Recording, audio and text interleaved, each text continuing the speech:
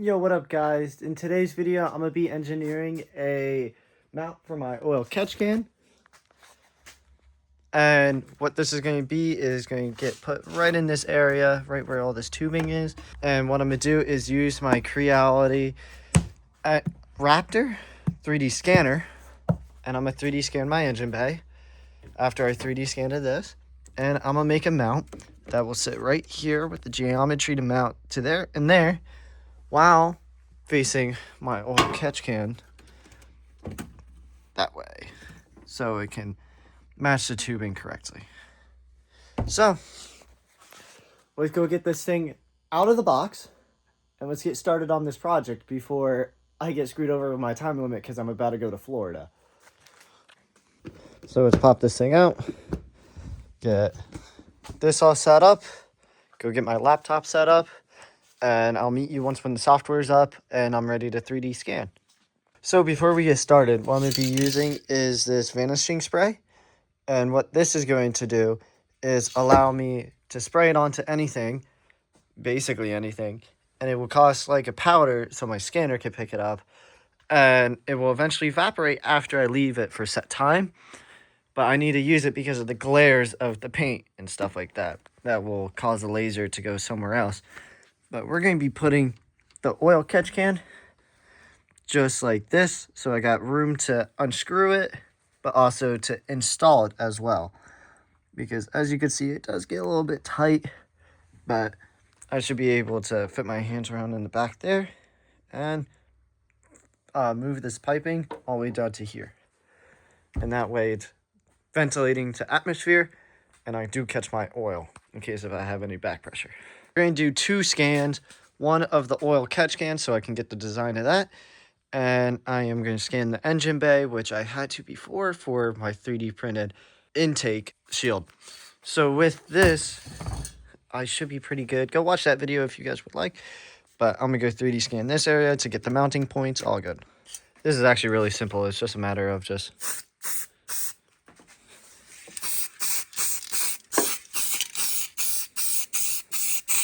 I want to get all the tubing. It smells funny.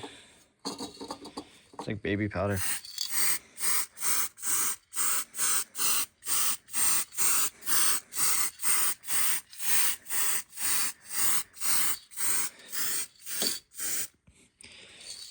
Not too much because this stuff does get expensive. I think that should be good. If we come on this side, I might want to spray it a little bit more. What I'm actually going to move is my coolant to right there, so I got room to scan a little bit more. There we go. And I'll get the 3D scanner up. Currently got the software up. We'll get to 3D scanning, and it's as easy as scan it, stick it over to my software, and we'll scan this next. So right now I am currently 3D scanning. As you can see what I am currently doing and what type of things I am scanning.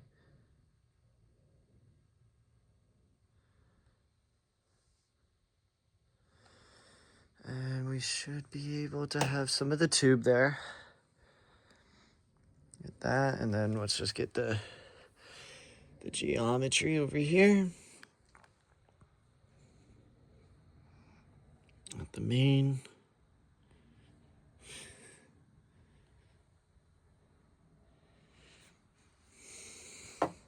Let it relocate, and let's finish this print. Finish scanning the engine bay.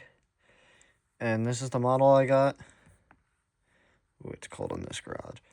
And we actually got the mounting points right here. I need that one and that one.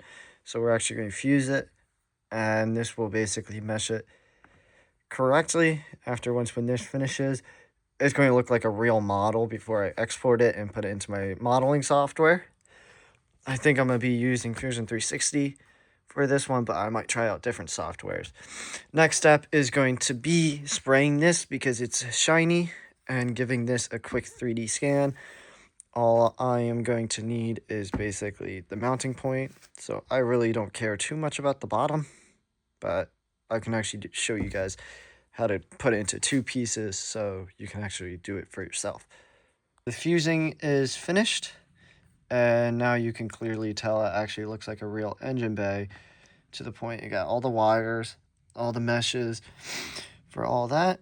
And I think this file will be good to go to export. Is give this a quick spray down with the stuff I've been talking about. I'm actually going to hold it by the filter, so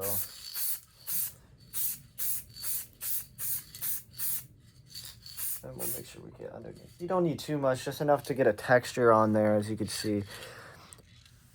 As it dries, it creates like that cool dust, and that dust is what picks up by the 3D scan. That should be good. So we're running into a little bit of issues with the software and everything. I think I just dialed them. I was not super happy with that one base. But if I keep it on the medium, it should be. So I'll get back to you guys when I get this thing scanned and turned into a full model. So what I'm gonna do now is 3D scan with my scanner the other side that I couldn't get, which is like the little bottom side of this and the bottom, so I can make a full on 3D model of the catch can itself. So the model is done fusing. So if I show you guys, it looks practically spot on. Now I do need to clean up a little bit of floating islands here that are not in my real model like that too. But if we take a look at the other one, this one is actually really nicely done. Still has some floaters, but as you can see, there's still parts that are missing. But if we combine these two, they should be able to add each other and do pretty good. Now I'm gonna clean up the islands and show you the combination process. Oh, I just completed all the renders. Here is the rendering of the engine bay from the software. Now I'm able to go put this right into my software, which I only need this section because I want to get the geometry of that and that while avoiding the bracket right here, so it does not interfere while holding the oil catch can. And you're probably asking, where is the oil catch can? I modeled it. There we go. You're probably wondering where the oil catch can is, and it's right here. Fully modeled enough to get the holes to mount it on and enough to see where the intake will be. I kind of flip-flopped them. The filter, and probably to see how this was. So I'm going to export the model. Engine bay. We're going to save it. And then now I'm going to transfer this over to my iPad, where I'm going to go learn a new 3D modeling software and get this taken care of. The modeling software I decided to use was Shaper 3D, and it was actually pretty simple to learn after using Fusion 360 for a couple of years. So let's get on to the holder. I decided to a clamp style, and with the 3D model, or the model of the scan, I completely avoided the brackets that could have interfered and kind of blocked the holes. But now everything fits in flush, and it's a perfect fit for the 3D model.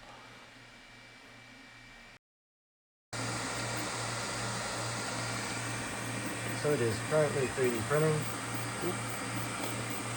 It's currently got 2 hours left. Very fresh. Should be done in 2 hours, and then I'll go install it. So my print has failed. All I did was take off the supports, but this piece snapped right off, and this is what kind of remains of it. I was doing a little bit of a stress test to see where it would break, and it actually broke right where the layer lines are.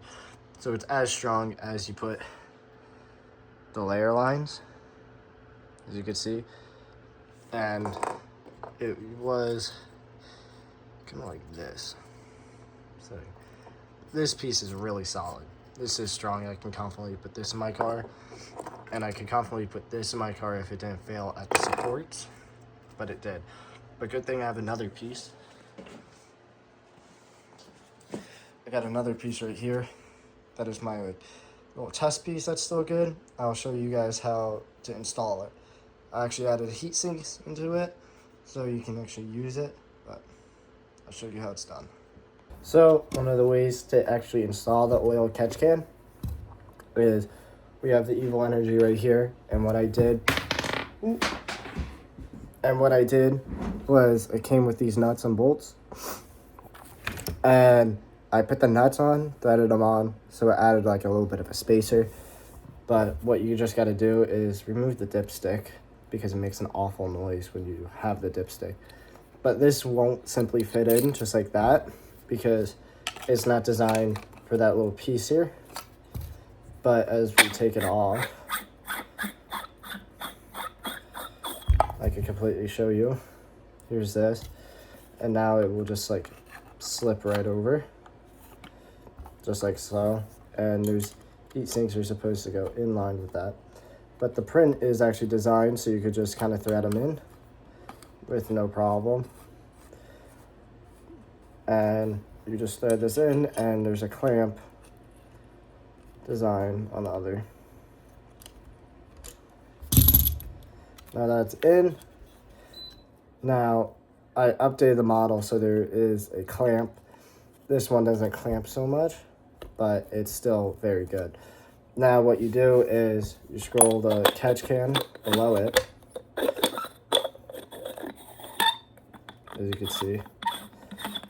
Now it's on, and now it's on there. So we are in the garage with the 3D printed mount, and I'm gonna show you how to install it. So what you're going to need is the mounting bolts. This one's a 13 millimeter as the one that I designed. Go right here, and that will just screw in right there. And the other one is this 10 mil, which is going to go in this one. That's also designed for. I can find the hole, as you can see. It goes in there. And this is where we are going to add the 3D printed holder. So you can obviously install it with and without the oil cooler installed, but I like to keep it installed. It's easier with two hands, so let me do that. All right, I got you guys in a really good angle. It's so hard to hold my phone and position it, and it's really cold out. So I'm gonna show you how to install this. This goes in right here, this one, and right there. And it lines up perfectly to the point that you could just find the thread for that one, screw it in, and then take a look up here. It's just going to be able just to screw in there. Perfectly guided. No problems. Now it's actually in there. We can hand tighten these and then get these torqued down a little bit. So now I actually got another hand, and I'm going to show you how good of a fit this is. This one lines up perfectly, and this one lines up. No cut, no nothing. We can actually just crank down on that. So snug. Same with the one down there. Ratchet it down. And that's snug. Now, we can put the hose in there. And the hose is installed, and it actually looks really good. When I first tested it and mounted it, it was actually a really nice fit. But I'm going to 3D print that into black, so it doesn't look so out of place. But yeah, that's going to be it for this video. Thank you guys for watching. If you guys made it this far, I'm trying to do content creation and try and get my brand out there of 3D modeling and making parts for my MR2 that I'm soon going to have running. I'll be making a video probably on the alternator in the future. I'm not sure if I want to do that, but I might actually commit to it because I want to be pumping out more videos for you guys. And soon this thing's going to be summer, and spring, so I can get this thing out. And it's actually currently insured, so it can go outside anytime. I got an Insta360, so I'm ready to get you guys videos out there. So let's make it a good year with content creation. I'll see you guys on the next one.